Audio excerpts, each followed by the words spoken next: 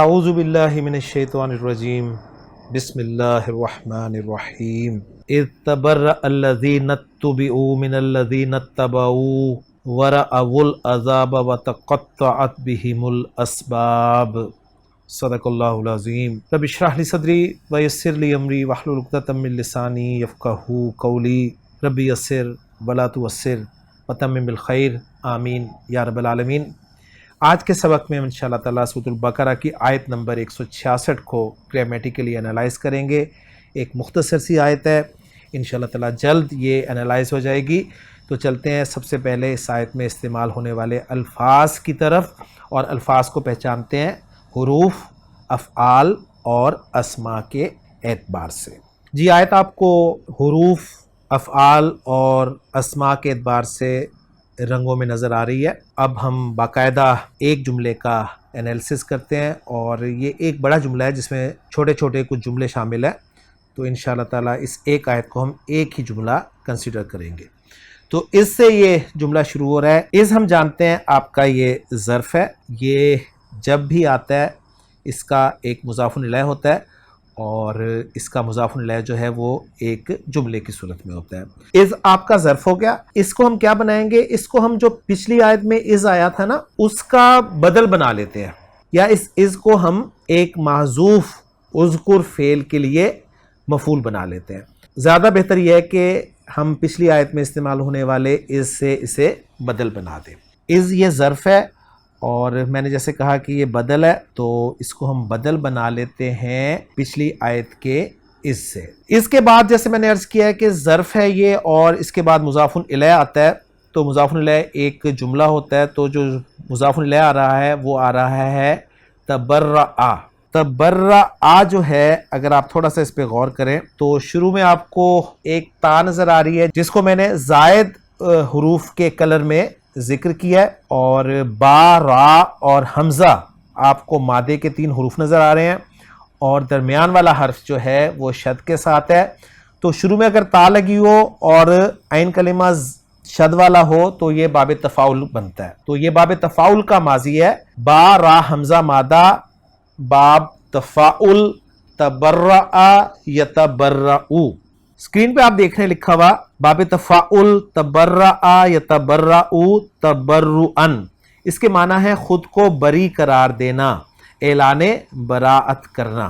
یہ فعل ماضی کا پہلا صیغہ ہے، اور پہلا صیغہ تو اس کا فاعل آگے آ سکتا ہے۔ تو پہلے ہم اس تبرأ فعل کو، پہلا کام ہم یہ کرتے ہیں کہ یہ ہمارا مضاف الیہ ہے اس ظرف کے لیے، اور ساتھ ہی یہ ہمارا جملہ فعلیہ ہے، اور چونکہ پہلا صیغہ ہے تو ہم اس کا فاعل آگے لا سکتے ہیں۔ تو دیکھتے ہیں جی آگے اس کا فاعل آ رہا ہے یا نہیں آ رہا۔ تو الذین آگے آ رہا ہے، اور الذین چونکہ ایک مبنی اسم ہوتا ہے تو اسے ہم اس کا فاعل بنا سکتے ہیں۔ تو الذین یہ فاعل ہو گیا تبرأ فعل کا، اور ساتھ ہی ہم جانتے ہیں کہ یہ اسم الموصول بھی ہے، اور اسم الموصول جب بھی آتا ہے اس کا ایک صلہ ضرور ہوتا ہے۔ تو الذین یہاں پر ہم محلاً مرفوع قرار دیں گے، کیونکہ ہم فاعل بنا رہے ہیں تبرأ فعل کے لیے۔ اب جو صلہ آ رہا ہے وہ ہے اتبعوا۔ پہلے ذرا اس صیغے کو پہچان لیں کہ کون سا صیغہ ہے۔ تو یہ ماضی کا صیغہ ہے، بلکہ اس سے پہلے بھی ہم اسے الذین اسم الموصول کے لیے صلۃ الموصول قرار دیتے ہیں۔ صلۃ الموصول بننے کے بعد یہ فعل ہے، اور کون سا فعل ہے؟ فعل ماضی ہے جیسے میں نے کہا، اور پہلا حرف ماضی کا پیش کے ساتھ ہو تو وہ بنتا ہے جی مجہول کا صیغہ۔ تو یہ فعل مجہول ہے، اور فعل مجہول جب بھی آتا ہے اس کا نائب فاعل ضرور ہوتا ہے۔ اب یہ صیغہ نمبر 1 اور 4 کے علاوہ ہے، یعنی تیسرا صیغہ ہے۔ پہلا صیغہ تھا اتبعا، دوسرا اتبعا، تیسرا اتبعو۔ تو اس کا نائب فاعل ہم ساتھ ہی قرار دیں گے، جو آپ کو سیان کلر میں واو نظر آ رہا ہے، یہ اس کا فاعل ہے۔ تو ہم لکھ دیں گے کہ فعل با نائب فاعل۔ یہ ذرا دیکھ لیں بنا کیسے، یہ تا، با اور عین مادہ، باب ہے افتعال۔ باب افتعال سامنے آتے ہی ہمارے سامنے تا، با، عین مادے کو استعمال کرتے ہوئے ماضی اور مضارع کا پہلا صیغہ بن جانا چاہیے، اور پہلا صیغہ بنے گا ماضی کا اتبع، اور مضارع کا بنے گا یتبعو۔ اتبع یتبعو اتباعا، مصدر ہوگا اتباع کرنا۔ اب اتبع جو ہے یہ فعل ماضی کا صیغہ ہے، اور ہم جانتے ہیں کہ جب ماضی مجہول بنایا جاتا ہے، جی ماضی مجہول بنانے کا رول کیا ہے؟ آخری حرف کو آپ نے چھیڑنا نہیں ہے، یعنی عین پر زبر ہی رہنے دینی ہے، اس کو آپ نے نہیں چھیڑا. آخری سے پہلے والے کو آپ نے زیر دینی ہے، ٹھیک ہے، یعنی اس کو چھوڑنا نہیں ہے، اس کو زیر دینی ہے، اور وہ زبر ہے تو اب زبر کی جگہ کیا کرنا ہے؟ ہم نے زیر لگانی ہے، تو یہ زیر لگ گئی. پھر کیا کرنا ہے؟ پھر پیچھے جتنے بھی حرکت والے حروف ہیں ان سب حرکتوں کو ہم نے پیش حرکت سے بدل دینا ہے. پہلے تا پہ زبر حرکت ہے، اس کو پیش کر دیا، اور پھر جو حمزہ ہے اس کا، اس پہ زیر حرکت ہے، اسے بھی پیش کر دیا، تو یہ بن گیا جی اتبعا. تو اتبعا سے تیسرا سیکھا کیا بنے گا؟ اتبعو. تو اب آپ کو بات سمجھ میں آ گئی ہوگی. تو اتبع کے معنی ہے اس نے پیروی کی، اور اتبعا کا ترجمہ ہوگا اس کی پیروی کی گئی. اب ہم چلتے ہیں واپس اپنے جملے کی طرف. اب اگر یہاں تک ہم ترجمہ کر لیں، یعنی تبرأ الذین اتبعوا کا، تو کچھ یوں ہوگا کہ الذین اتبعوا نے اعلان براعت کر دیا، خود کو بری قرار دے دیا. اس کو ہم چونکہ بدل بنا رہے ہیں، اور یاد ہوگا آپ کو کہ وہاں پر جملہ تھا اذ یرون العذاب، جب وہ عذاب دیکھیں گے. تو اب یہاں پر بھی ہم ترجمہ یوں ہی کریں گے، جب برات کا اعلان کریں گے وہ جن کی پیروی کی گئی. جب برات کا اعلان کریں گے، خود کو بری قرار دیں گے. کون فاعل ہے؟ الذین اتبعوا، وہ جن کی پیروی کی گئی. کن سے برات کا اعلان کریں گے؟ آگے ذکر آ رہا ہے ان کا من الذین اتبعوا. تو من جو ہے آپ کا حرف جر ہے، اور ساتھ ہی مجرور جو ہے وہ الذین اسم موصول ہے، تو اسم موصول جو ہے یہاں پر ہم محلن مجرور کہیں گے.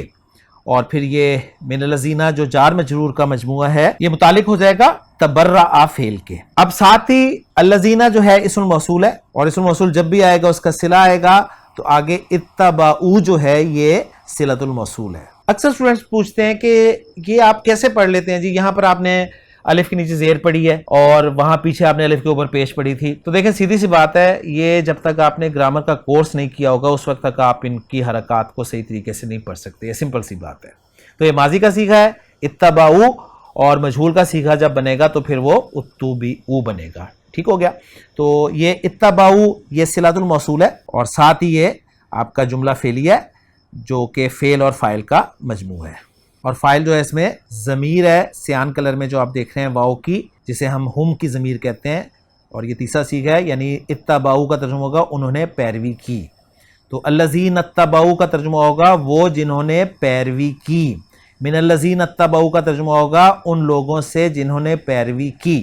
اور تبرأ الذین اتبعوا من الذین اتبعوا کا معنی ہوگا اعلان برات کریں گے وہ لوگ جن کی پیروی کی گئی ان لوگوں سے جنہوں نے پیروی کی. ٹھیک ہے، جنہوں نے ان کی پیروی کی. ٹھیک ہے، تو مفعول جو ہے وہ حذف ماننا پڑے گا یہاں پہ. اب یہ پورا جملہ جو ہے تبرأ الذین اتبعوا من الذین اتبعوا، یہ محلن مجرور مضاف الیہ بن جائے گا، اور از ظرف جو ہے یہ اپنے مضاف الیہ سے مل کر پھر یہ بدل بن جائے گا. تو یہ بات بالکل سمپل ہے، کلیئر ہو جائے گی انشاءاللہ تعالی. مزید آگے مضمون چل رہا ہے، اس کو میں الگ بھی جملہ کر سکتا تھا، لیکن میں ایک ساتھ ہی اس کو حل یہاں پر کرنا چاہ رہا ہوں. واو آگے آ رہا ہے، اس واو کو عاطفہ بھی قرار دیا جا سکتا ہے اور واو حالیہ بھی قرار دیا جا سکتا ہے. حالیہ زیادہ اچھا ہے یہاں پر، اس حال میں کہ رأوا العذاب. رأو جو ہے یہ آپ کا فعل ماضی کا صیغہ ہے، را حمزہ یا مادہ، رأ یا نارمل، رأ یا مثنیٰ کا، رأ یو، اور پھر رأ یو میں یا اور واو اکٹھے ہوئے تو یا کو ڈراپ کر دیا تو رأو بچ گیا. یعنی لفظی ترجمہ ہوگا انہوں نے دیکھا. اور رأو میں پھر واو ساکن تھا، اس کو آگے ملانے کے لیے پیش دی گئی ہے، رأوا العذاب کر دیا گیا. تو رأو جو ہے یہ آپ کا فعل با فاعل ہے اس حال میں کہ وہ دیکھیں گے. اچھا یہاں پر ایک بات نوٹ کر لیجئے کہ فعل ماضی جب بھی حال بن کر آتا ہے تو اس سے پہلے قد لازمن ہوتا ہے، چاہے لفظوں میں ہو، اگر لفظوں میں نہ ہو تو اس کو محذوف مانا جاتا ہے. یعنی یہاں پر کہا جائے گا وَقَدْ رَأَوُا الْعَذَابَ، اس حال میں کہ وہ عذاب. تو یہ ایک اصول ہے کہ فعل ماضی جب بھی حال بن کر آئے گا تو قد موجود ہوتا ہے فعل ماضی سے پہلے، اور اگر موجود ہو تو بہت اچھی بات ہے، اگر نہ موجود ہو تو آپ اس کو محذوف مانیں گے. تو رعو جو ہے یہ فعل و فاعل ہو گیا اور العذاب جو ہے یہ مفعول بہ ہو جائے گا. اور یہ جملہ جو ہے آپ کا رعو العذاب فعل اپنے فاعل اور مفعول بہ سے مل کر محلاً منصوب بن جائے گا حال، کیونکہ واو کو ہم حالیہ قرار دے چکے ہیں اس حال میں کہ وہ عذاب کو دیکھیں گے. اور پھر آگے واو چل رہا ہے، اس واو کو ہم عاطفہ مان لیں گے. اور آگے آ رہا ہے تقطعت. تقطعت تھوڑا سا ذرا غور کریں تو آپ کو تا پھر ایک زائد رنگ میں، زائد حرف کے لیے جو رنگ استعمال کیا جاتا ہے اس میں نظر آ رہی ہے. شروع والی تا اور اینڈ والی تا جو ہے وہ بھی زائد ہی ہے، یعنی وہ مؤنث کی تا ہے، یعنی چوتھے سیغے کی تا ہے. تو قاف تا عین سبز رنگ میں مادے کے حروف ہیں جن میں درمیان والا حرف عین کلمہ شد کے ساتھ ہے. تو درمیان والا حرف شد کے ساتھ اور شروع میں تا لگی ہو تو وہ باب تفاعل کا لفظ ہوتا ہے. میں پہلے بھی بتا چکا ہوں آپ کو تبرع کے ضمن میں.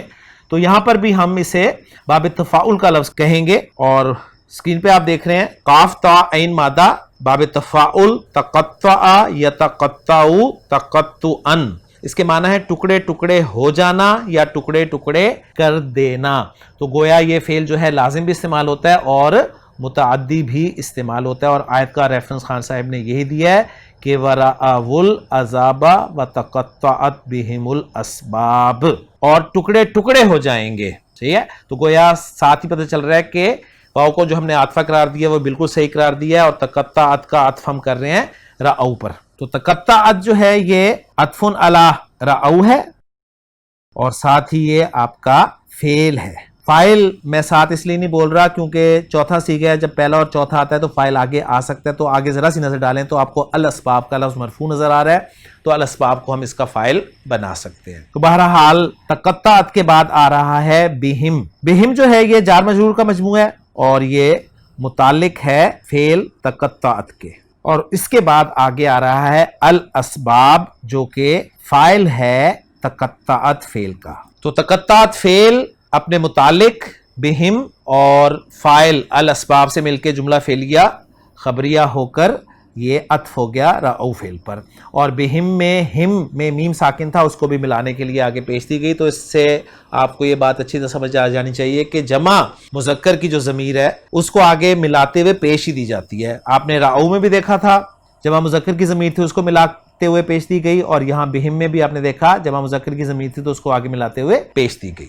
اور ترجمہ ہم کریں گے وَتَقَطَّعَتْ بِهِمُ الْأَسْبَابُ، اور ٹکڑے ٹکڑے ہو جائیں گے ان سے اسباب. یہ لفظی ترجمہ میں نے کر دیا. اب ہم چلتے ہیں جی اس آیت کے اتھینٹک ترجمے کی طرف جو آپ سکرین پہ لکھا ہوا دیکھ رہے ہیں کہ اِذْ تَبَرَّأَ الَّذِينَ اتُّبِعُوا مِنَ الَّذِينَ اتَّبَعُوا، جب وہ لوگ جن کی پیروی کی گئی تھی ان لوگوں سے بالکل بے تعلق ہو جائیں گے جنہوں نے پیروی کی. وَرَأَوُا الْعَذَابَ، اور وہ عذاب کو دیکھ لیں گے. وَتَقَطَّعَتْ بِهِمُ الْأَسْبَابُ، اور ان کے آپس کے تعلق بالکل منقطع ہو جائیں گے. ٹھیک ہے نا، یعنی اسباب ان سے کٹ جائیں گے، ٹکڑے ٹکڑے ہو جائیں گے، بالکل منقطع ہو جائیں گے.